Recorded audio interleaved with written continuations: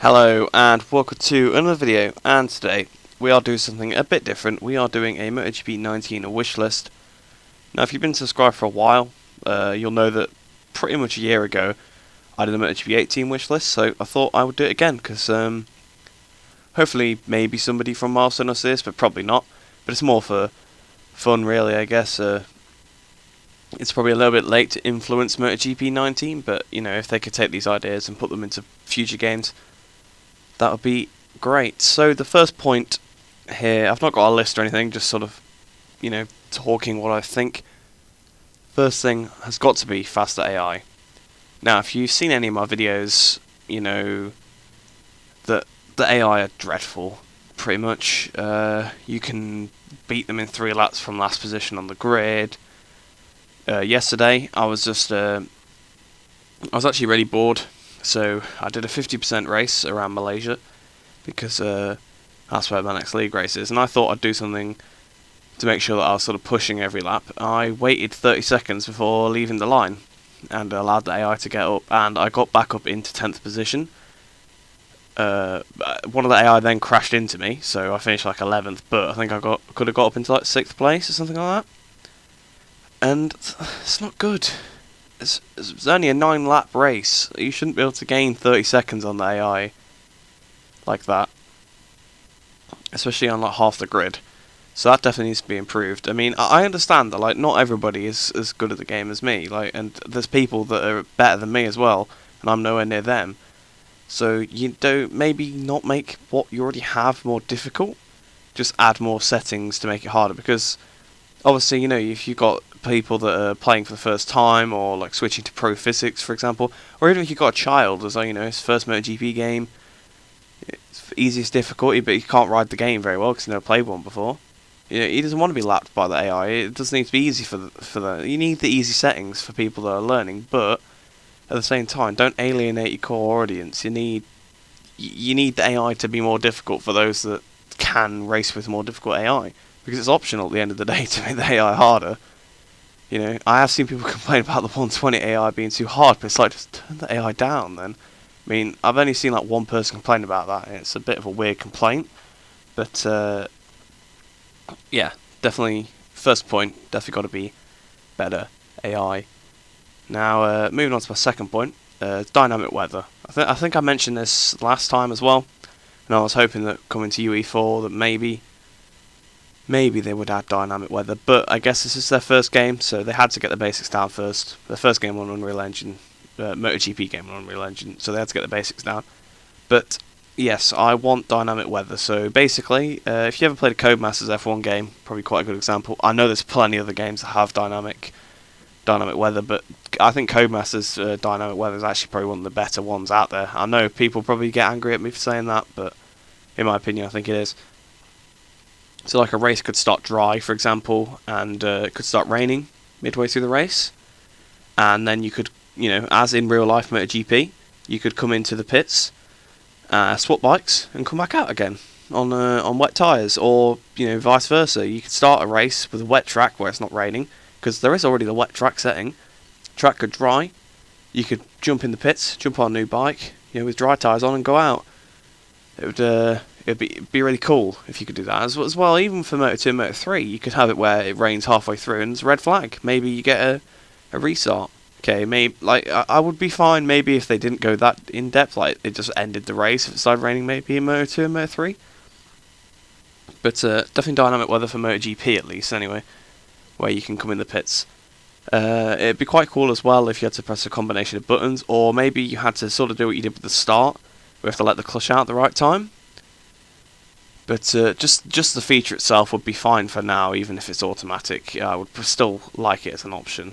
Obviously, it's not a deal breaker if it's not there, but you know, I do want to see this kind of thing because I know me and many others just would like the idea of it. It's something fresh. I mean, the game, you know, we love this game, but it is quite similar every year, I guess, when they don't add new features to it. So, you know, I really want this kind of thing to be added.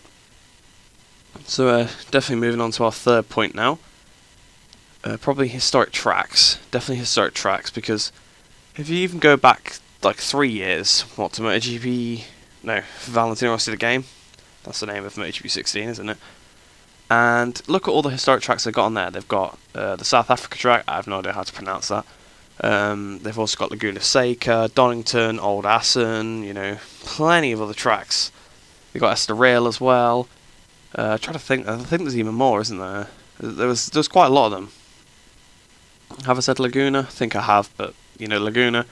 And obviously you could port Indianapolis with a mod, but the example, the fact that people modded that in means they wanted to see it. So it'd be really cool if you could see some old tracks. Like I want all the ones that we've had previously, like in Valentino Rossi the game, and then I'd like some more as well. Could have some really classic tracks. Obviously, maybe ones from quite a while ago, but not too far off, because it'd be a bit weird, I think, racing on track from like the 1960s or something like that. But there've been plenty of good tracks over the years. I'd also like to see, I know this isn't actually a historic track, but Qatar in the day is an option, because it's a historic option, because that'd be quite cool. So yeah, historic tracks would be a nice addition. I know plenty of people would probably enjoy it. So let's move on to the next point now. So historic riders as well. Sort of goes hand in hand with historic tracks, really. So sort of like what we had in Valentino Rossi the game. I know I keep going back to that, but obviously, to be fair, that had like quite a lot of content in it compared to the last couple of games. So I would like to see, first of all, just sort of the historic stuff that we had, but I would also like to see more historic 125s and more historic 250s, historic Moto 2s, and maybe historic Moto 3s. In fact, yeah, probably some historic Moto 3s, because it's been around for a while now. Cause, people like Maverick Vinales graduated from that class all the way up to MotoGP. Alex Rins as well. You could be nice to see some of their bikes. Obviously, Moto 2 and stuff like that. You got Marc Marquez. Even he raced in Moto 2. So so Moto 2's been around since 2010. So it's a 9-year-old class. There's been some, Jean Zarco as well. No, it was only a few years ago, and Rabat as well. It's been like, they don't have to necessarily be title winners, but if it's notable, like Iannone was in Moto 2 as well. It's just the little things, really. Like same with the 125s as well. You could go back to, obviously, like had like the people from the 90s, but you could have like people like Pedrosa in 125 and 250s. Like, he's legendary in those classes. Same with like Lorenzo and Dovizioso and Stoner. They were all in like the 125s together. It'd be nice to see that kind of thing. To see them all, those bikes. And obviously as well, you can't really forget that Mark as well. He was in 125s for a couple of years. Then he was into Moto 2. And then obviously went on to MotoGP. I mean, there's probably a lot of new fans that never seen his old bikes. So it'd be nice to see those, like the Derby and things like that. So yeah, definitely for sure, historic bikes would be a really good addition, and I'm sure a lot of people would enjoy them. They are a bit gimmicky. I kind of do see that as well. Like, you don't use them that much, but it's nice to play the game for the whole year and actually have the option to do this. So wait, are we coming on to? Well, so so far we've had better AI, dynamic weather, historic tracks, which is 3, historic riders, which is 4. So we're on to 0.5 now. Can't believe I've already lost track, but I don't have it written down or anything, so I couldn't really remember. So 0.5, what I would like to see, probably better online, to be honest.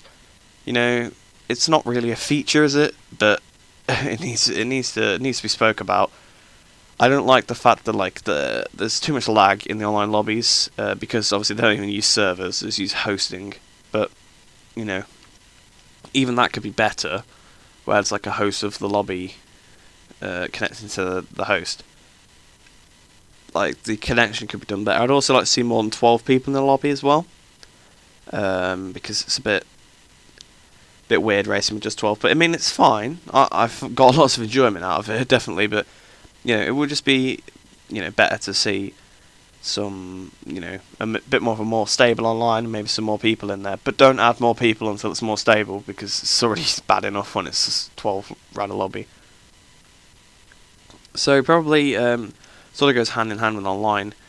It's the next point. Point 6, probably a better spectator cam, because obviously for leagues and things like that, it's really important that you have just a dedicated spectator cam, because it's good at the minute, because obviously if you join after qualifying has started, you just spectate qualifying and the race, which is fine for leagues and streaming stuff like that. But in the future they'll probably change that. So it'd be better if you could have a better spectator cam and be able to just select it, like in the F1 games. I know I'm probably going to keep comparing it to the F1 games, but it's quite a good comparison because it's a similar time frame.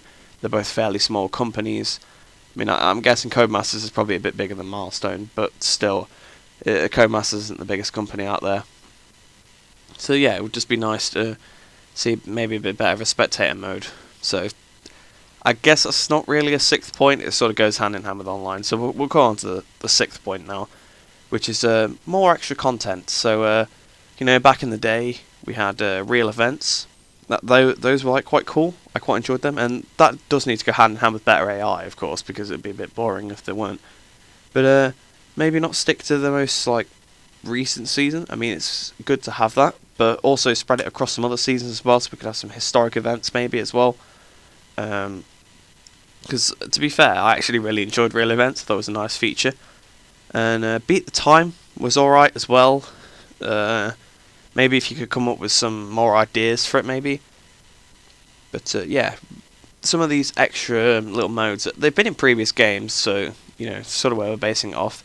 Maybe even a challenges mode, like on some of the old MotoGP games. Those were pretty cool. I'd definitely enjoy those. I'd definitely play through all those, even if it was just real events as well. But you know, MotoGP 08 probably quite a notable one. 50 challenges, I believe that game has. I think the last one is, to be fair, just beating all of the other challenges. But yeah, it'd be nice to see some more of those. But yeah, I think that's probably about it. I could do another one as well. If you let me know if I've missed anything, or if you've got any other points that you want, I could definitely go over that. Because I didn't write them down or anything. I just sort of was thinking them as I was recording. I just thought, you know, why not? So I might have missed a few, or like I might have just like completely not even thought of that, and I'd be like, oh yes, that makes the game way better. So let me know what you want to see. If I get enough comments, I will do a comments version around like what you guys want to see. But yeah, as I said, I hope you enjoyed this. Hope you sort of, if you let me know if you disagree as well, you know, because obviously you know, it's nice to have a little bit of a debate. But I shall see you in the next video, which should be tomorrow, hopefully. Obviously because the last one was pretty short, so I thought I'd just do another one today. But yeah, I shall see you in the next one.